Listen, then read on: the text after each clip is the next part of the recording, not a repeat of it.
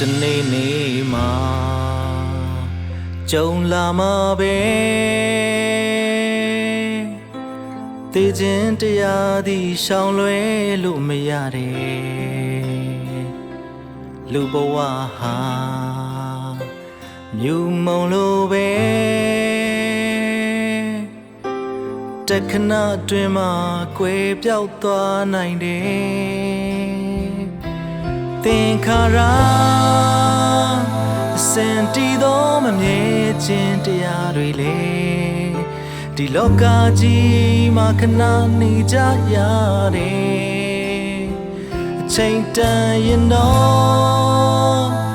အိမ်ပြန်ဖို့လမ်းခွဲရမှာပဲတွေ့ဆုံပြီးရင်ခွဲခွာခြင်းရှိတယ်ဒီကဘာကြီးတယ်ကြံနေသူနဲ့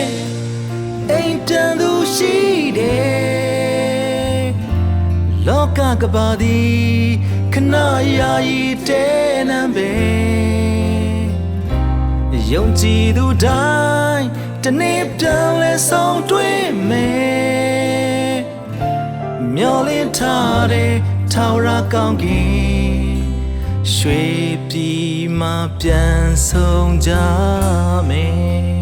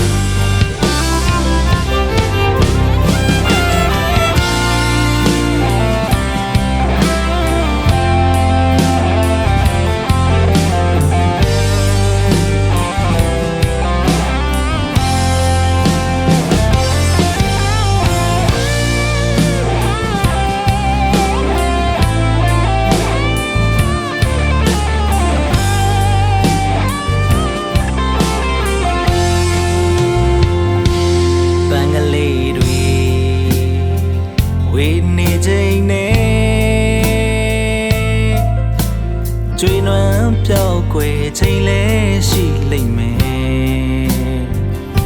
အလတ်တမျက်နာပြိုရွယ်နေလေသိခြင်းတရားသည်အယောင်စင်မခွဲပါတယ်သင်္ခါရအစင်တီသောမမြဲခြင်းတရားတွေဒီလောကကြီးမှာခဏနေကြရတယ်အချိန်တန်ရင်တော့အိမ်ပြန်ဖို့လမ်းခွဲရမှာပဲတွေ့ဆုံပြီးရင်ခွဲခွာခြင်းရှိတယ်ဒီကဘာကြီးတယ်ကြံနေသူနဲ့အိမ်ပြန်သူရှိတယ်ခဏယာယီတဲနံပဲယုံကြည်သူတိုင်းတနေ့ပြန်လဲဆုံးတွေ့မယ်မျောလင်းထားတဲ့ထာဝရကောင်းကင်ရွှေပြည်မှာပြန်ဆုံးကြမယ်ကြံနေသူနဲ့အိမ်ပြန်သူရှိတယ်လောကကဘာသည်ခဏယာယီတဲနံပဲယုံကြည်သူတွေတနေ့ပြန်လဲဆုံးတွေ့မယ်မျောလင်းထားတဲ့ထာဝရကောင်းကင်